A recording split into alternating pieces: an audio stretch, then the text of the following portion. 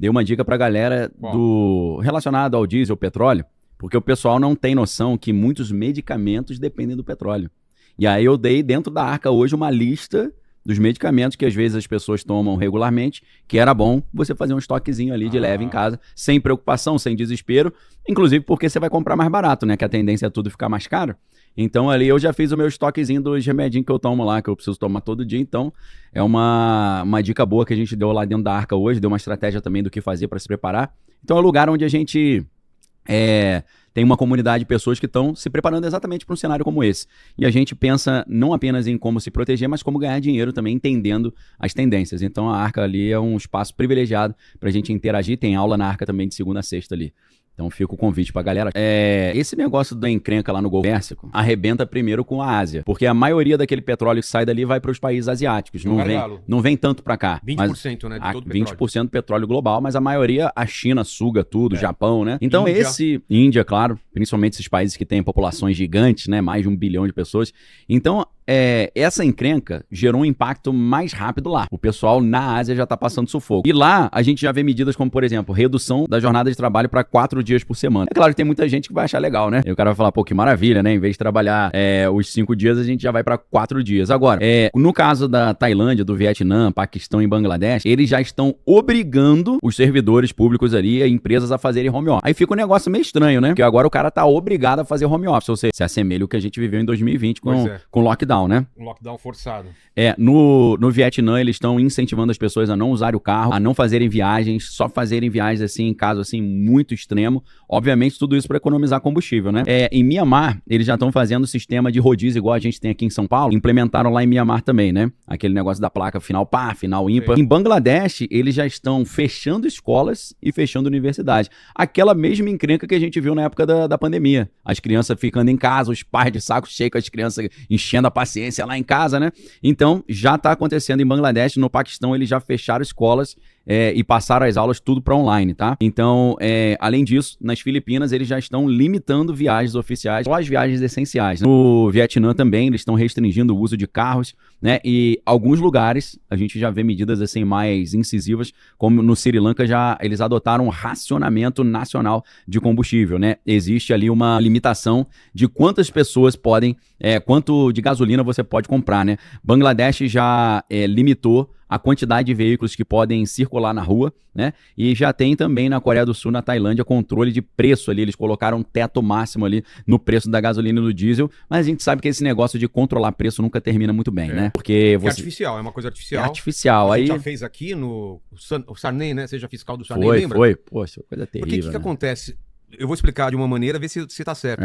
É artificial, você força, o produtor fala, pô, eu não vou ter lucro com isso. Não vou produzir. E aí fica faltando na prateleira, Exato. né? Vamos supor, vamos fazer uma conta assim bem simples, né? Foi com a carne, o que teve problema? Carne, leite e tal, aqueles produtos mais básicos ali do dia a dia, né? Então, assim, o cara gasta 10 para produzir o leite, tem que vender por 5, ele fala, vou pagar para trabalhar, não vou produzir mais. Então, sempre quando você congela preço, em vez de você fazer o preço baixar, você faz o produto sumir da prateleira. E é o que estava prestes a acontecer com o diesel aqui. Por quê?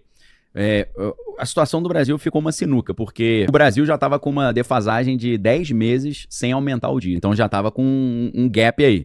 Aí, de repente, acontece essa guerra lá no Golfo Pérsico e o preço sobe, fica inviável você continuar segurando o preço. Então, eles ficaram numa sinuca, porque ou aumenta o preço e gera uma greve dos caminhoneiros, que é o que está sendo cotado agora, estão dizendo que está programado para quinta-feira amanhã, meio-dia, começar a greve. Vamos ver se vai começar ou não, porque o governo está tentando negociar com os sindicatos. Daqui vamos abastecer, já encheu o tanque. Cara, direto. Eu tô toda hora no posto, o cara, pô, de novo? Eu falei, estratégia, né? Pô, deu R$10, o cara vai na conta-gota já, porque ele deixa até a boca. Conta-gota, porque o nosso carro é diesel, né? Então a gente tá ali no olho do furacão, né? Então não tem muito o que fazer. Então, ou eles aumentavam e arrumavam esse encrenca com os caminhoneiros, ou deixava o preço lá embaixo e o diesel ia sumir. Por quê? Apesar de que a gente produz aqui cerca de 70%, 80% do diesel que a gente consome, por volta de 20%, 30% é importado. Então a Associação Brasileira de Importadores de Combustível tava com um enorme problema, porque o diesel começou a subir muito o preço lá fora, mas aqui eles eram obrigados a vender mais barato, porque o preço estava congelado há 10 meses. Os caras falaram, não vou comprar mais, não vou importar mais. Então, ou a Associação dos Importadores de Diesel falou, ou vocês aumentam o preço e fica viável de importar, ou não vou importar mais. Aí o que acontece? Falta diesel. Hoje a gente já tem no sul do Brasil, no norte, em algumas cidades, combustível faltando, né? E já limite para quanto você pode abastecer. Tipo assim, cada carro só pode botar R$100 de combustível, né? Então,